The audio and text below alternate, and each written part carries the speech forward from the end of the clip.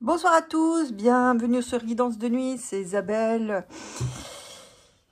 J'espère que vous allez bien en ce jour de fête nationale et que ça se passe bien. Pour ceux qui sont en vacances, j'espère que vous passez de bonnes vacances.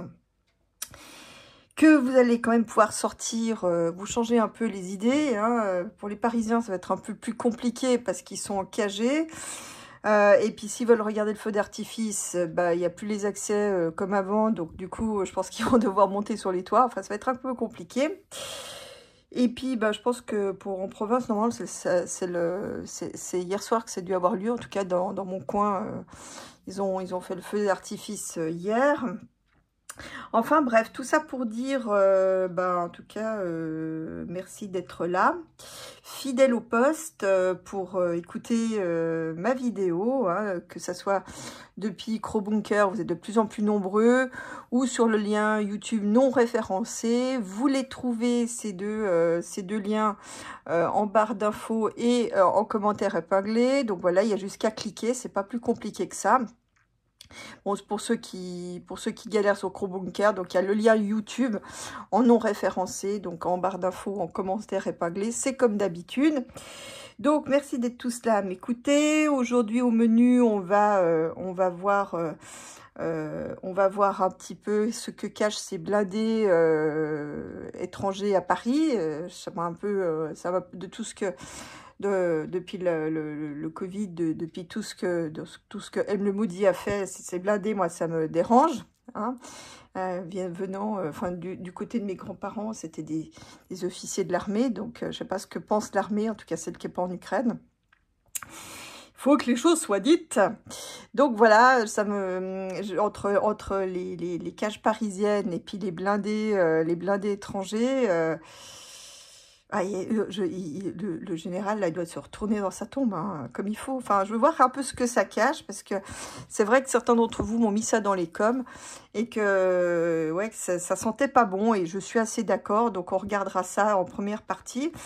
Et puis, on a eu l'attentat sur Donald, ils ont essayé de le dégommer, et puis on sait nous, de notre côté, il y a eu un ministre croate, je crois, ou slovène, je sais plus, qui a aussi, on a essayé de le dégommer, il s'en est heureusement sorti, c'est un kiff-séno.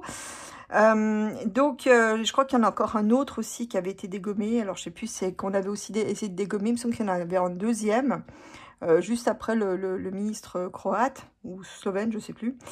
Donc je trouve que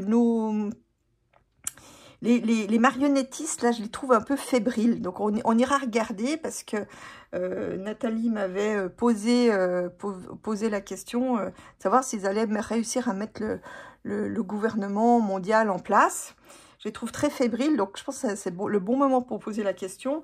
Et puis, si on a le temps, on regardera ce que va faire Victor, aux commandes de l'Union européenne, puisque... du Conseil européen, il n'a pas les pleines commandes, le Parlement européen a des pouvoirs très relatifs, mais bon, il a déjà été faire un tour un petit peu avec tous les dirigeants, la Russie, le dirigeant chinois, mais aussi les Américains, il a été faire un tour pour la paix, donc on va voir si on a le temps, sinon je le ferai un autre moment, si on a le temps, on regardera donc ce que va faire Victor. Bon, voilà, donc je vous laisse aller pour la suite de la vidéo. Après ce court blabla, allez voir sur Crobunker ou sur le lien YouTube non référencé, que vous trouverez donc dans la barre d'infos ou la barre d'infos description ou en commentaire épinglé.